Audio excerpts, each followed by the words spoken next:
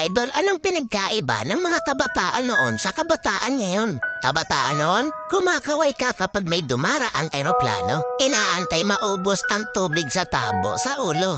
Ginagawang swimming pool ang tanggana ni nanay. Ginagawang braces ang foil ng choknat. Maliligo ka sa alilod ng bubong kapag umuulan. At kapag gabi naman, akala mo sinusundan ka ng buwan. Nagko-concert sa harap ng electric pan. Kabataan ngayon, ang problema ay pera at cellphone. Ang problema lang namin noon kung paano makatakas sa bahay para di matulog ng tanghali. Umati man kami sa palo, aminin natin mas maraming nire-respeto na magulang sa panahon noon kaysa ngayon. Mga kabataan ngayon, isang chat lang, may jowa na.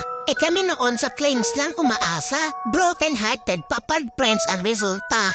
Mga kabataan noon, ang dami ng alam na trabaho. Kesa sa kabataan ngayon, tamad na, puro pa gadgets, di pa mautusan. Minsan nagiging ibon, minsan nagiging panike. Wait lang. Batako.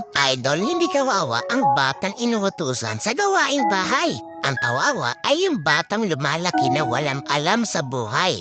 Yung nakaranas lang ang pupuso nito. Real talk yan.